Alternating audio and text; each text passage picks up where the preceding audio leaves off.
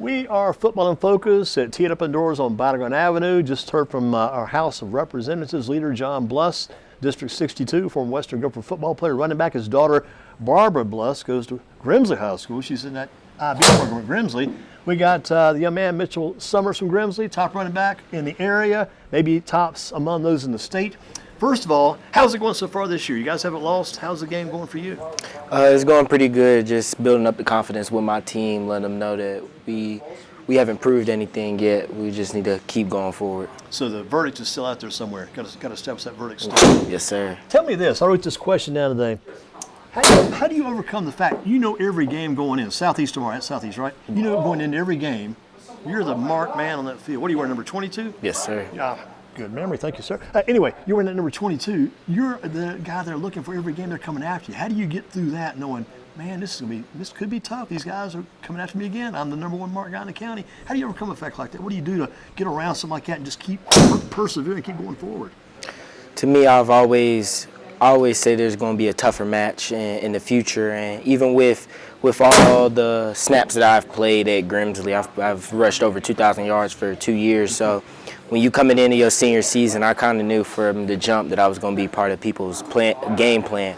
But all I can do really is just pray and talk to my O-line to tell them to help me out, get a good game plan to go up against them, and I think our 11 guys will beat their 11 guys for sure. And the crazy thing was, coming into this season, you knew last year put up some big numbers. You knew this year things were going to be different. You might have to put up even some better numbers than last year because they changed at the wide receiver spot. You got new wide ones. It's going to take a little while for those guys to get acclimated, for Face on Brandon to learn to get those guys the ball, develop and trust those receivers.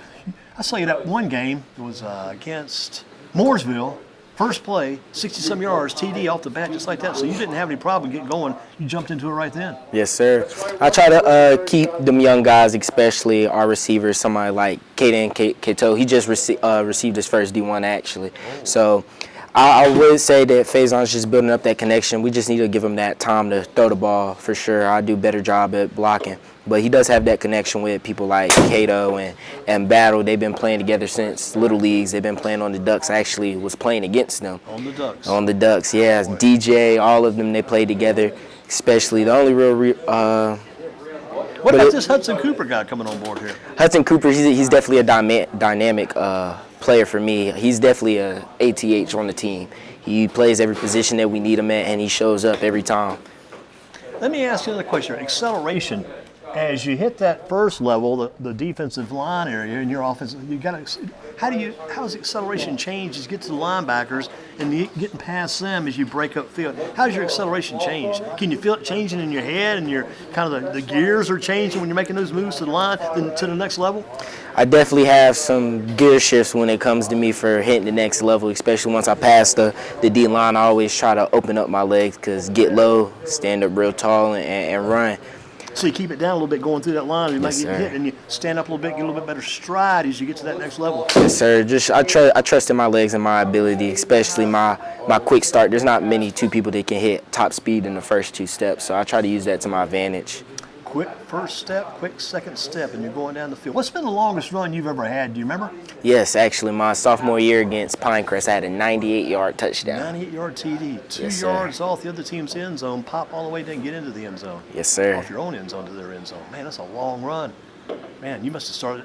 You probably set up in the backfield when you took off on that one. Yes, sir. You know, I always thought you guys get ripped off. I watch these games on TV, especially these college games, and even pro games. Sometimes more college, I guess. They'll set that running back up maybe 5-6 yards deep in behind the quarterback. He's got to run 6 or 7 yards, get the line of scrimmage, and then go on down and get the yards added on in. I thought they should give you guys those extra yards. If they gave you those extra, how far do you set up behind your quarterback? How far back are you usually? It always depends. If we line up in pistol, because I am a faster guy, I try to get at that 7-yard range. But I am pretty lucky. I have somebody like Faison. He has the body for QB, so he's long arms. He always helps me out. So usually I'm at 5 yards, but anything other than that, it'd be 7 deeper. And have you kind of enjoyed working with him the past couple of years, Faison Brandon? Faison, he was definitely somebody that I knew I was going to have to work with and build that connection even since my sophomore year, because we had a senior QB like Ryan. So I was trying to build that connection ever since. And I always let him know after every game, every practice,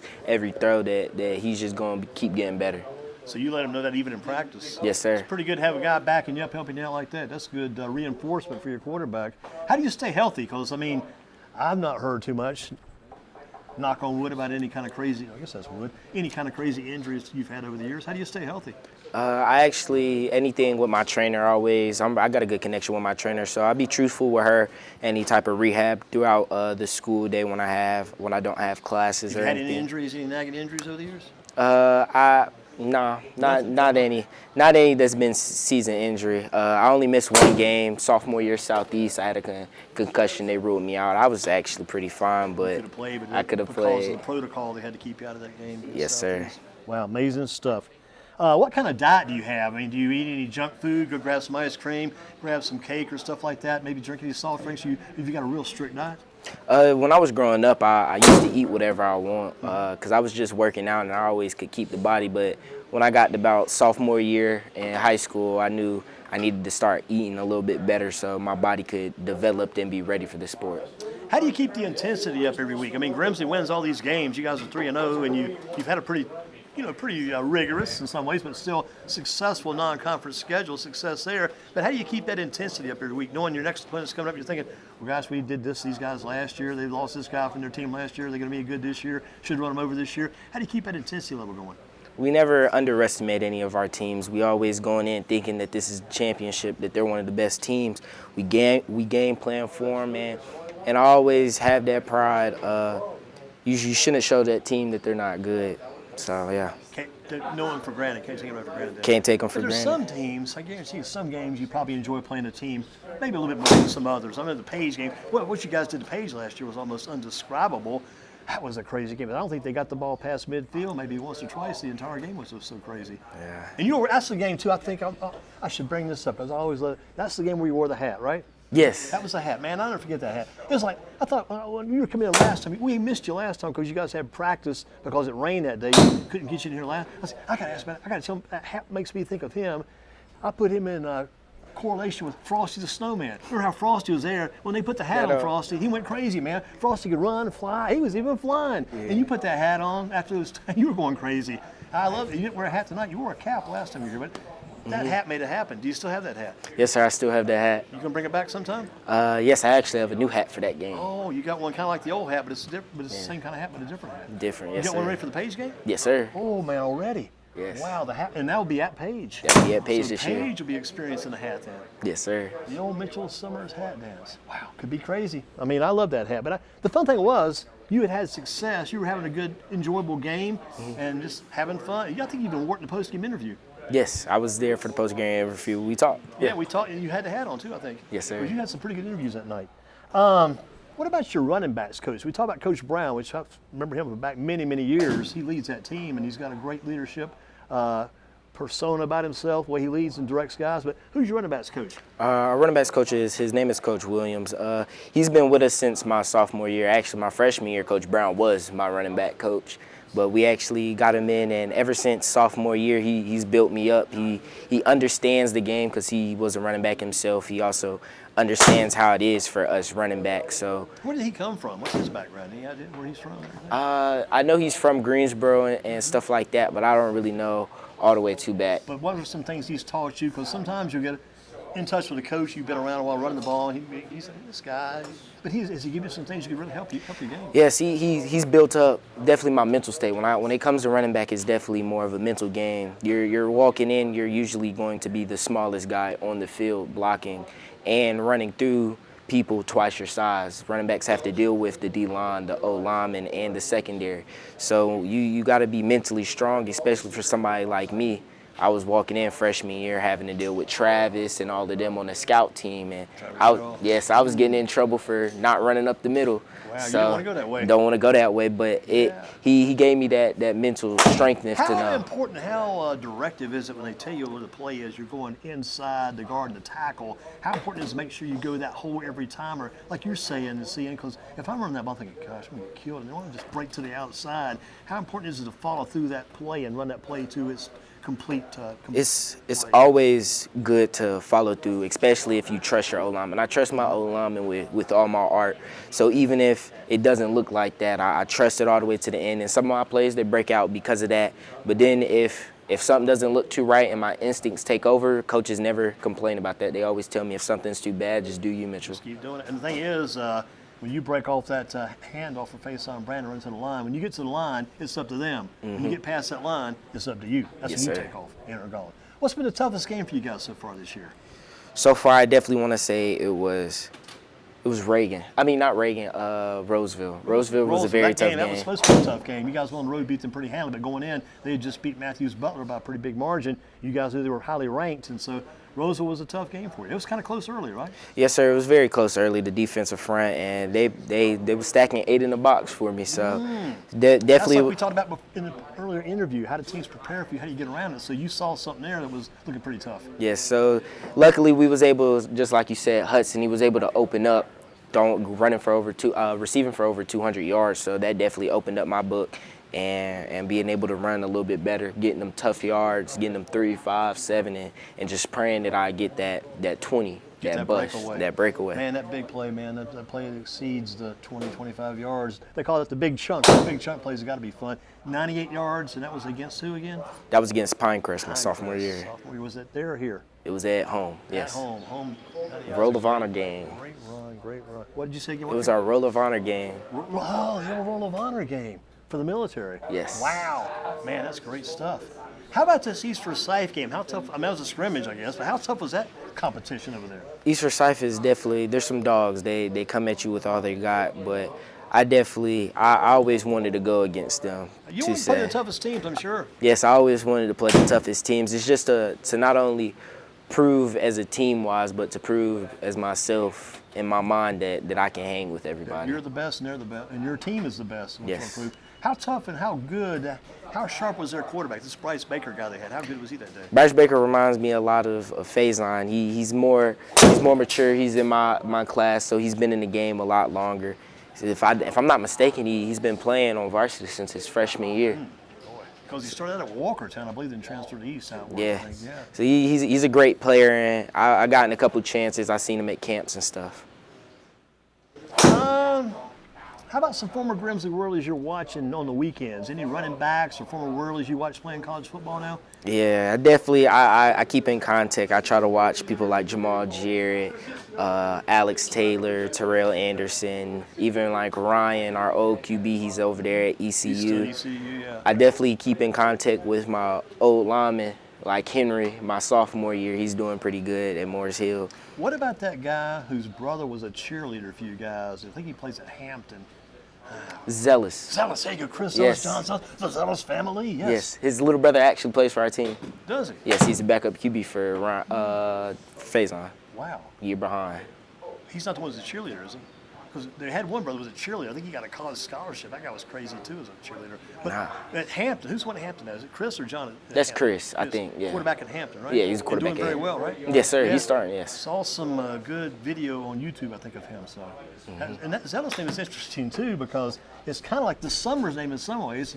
You see my correlation I'm coming from because you had the Zealouses, I think, were at Dudley. They came up, eased over to Grimsley. Yeah. And the Summers name at Dudley kind of eased over to Grimsley too. So that kind of worked out pretty well. Yeah, it did. Then they had, I always like to talk these crazy stories. I don't know, other people have them too. I'm sure mine are kind of interesting to me. But last time at the up the street, the Quality Mart, the Shell station, the street on the corner, Quality Mart convenience store. We're in there talking. They started talking about a quarterback. I said, "Yeah, my son plays quarterback."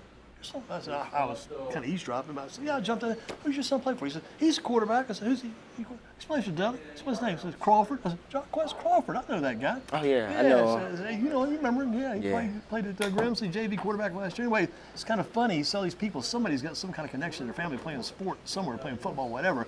Now tomorrow night against Southeast Guilford. What's the key for the Grimsley Whirlies going in? And then that same key would be the same thing for the Grimsley Whirlies coming out. Definitely to stay disciplined. The only thing that can really hurt ourselves is us as a team-wise. We took a lot of penalties last game, especially against Reagan. Most of my big runs came back, big passes. So we're just going making sure that we're disciplined and we stay true to ourselves and play our game because when we play at our best, nobody can beat us. Did you get over 100 against Reagan? I don't think so. I think I was right there at 97. They called back at least 6 of my runs. All 6 were 20 plus. A lot of this stuff. I hope it wasn't this stuff when the false starts and the holdings and stuff like that. Yeah, it was false starts holdings. It was the little ones, so. Because you're all the way down the field, you're near the goal line, get knocked out of bounds. It really was tough. You run 80-some yards, get knocked out of bounds right before the end zone, and you just got hit hard. And you come back and say, wait a minute, there's a flag on the play, bring it all back. Oh, my gosh. How important are special teams? Because this game tomorrow night is going to begin with a special teams play. How big are special? Because I remember, I think it was at Southeast Grimsley a couple years back. Man, you guys, some kind of old side kick again. It just turned the whole game around. How big are those special teams to start the game? Coach Brown always talks about it. Special teams is one of the most important teams on the game. It can cause so much, even from when we went to states my sophomore year. When we went against Weddington, we kicked a field goal that meant the difference. That missed field goal, that starting on the 40, them starting on their 1 yard, that field position, it really matters. So that's why you always see anytime, actually, Roseville, when our safety had gotten that pick 6, and he had just ran all the way down, he's on kickoff. But I decided to hop in for him to give him that rest, so give him that break. So special teams is always important. Team. Yes, sir. Coverage. Kickoff coverage. How close to tackle were you? Actually made the tackle. You made it. Jump in, make the tackle, Yes, huh? sir. Oh, man, was anybody trying to block you, whatever? You just kind of fly on down the field, make the tackle? Just fly down the field. They wasn't ready. Man, that's good stuff. Well, tomorrow night got a big game coming up, and again, let me ask one more thing before I let you out of here. I know you want to go check out some of the JV game. It's over at Grimsley. I guess they're playing right now. Are they playing right now? Yes, sir. Okay, let's get to soon. Where did we talked about the football skills, how that developed. How did you develop the verbal skills? Because you talk so well, and you've always done such a great job answering questions, interviews, and things like that. You've never been kind of held back for any answers. You've always had the stuff coming at us. So where did all that come from? Actually, my father, I would say that I was kind of media trained, but anytime, because my dad played in college, he played in high school, my brothers played. My brother, Milan, he played in high school. He had to do his interviews. So I grew up, I was watching his interviews. My dad told me what to say, what not to say, what you should say. And then every time that I'm done with my interviews, I go talk to him about it, and he tells me what I could have said. So you go back and watch them and check them out? Yes, sir. I always go back and try to let people know. That's the best thing. And you were watching it as a kid, probably sitting there dreaming, I can't wait to do that one day. Yes, sir. That's what it's all about. What will be the dream finish this senior season for you as a player? What's the dream finish? Dream conclusion for this last year? What has to happen? What's going to happen?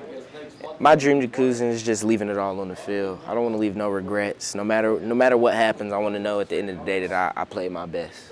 So far you have. Yes, sir. And the numbers prove that out. Always good to see you. Thank you. Hope to get a chance someday if I can get my neck in better shape. I want to wrestle you one day, just get a good feel what that's like getting slammed on the mat by a guy who weighs about 160 pounds. But keep up the good work, and outstanding player, Mitchell Summers, Grimsley Whirlies.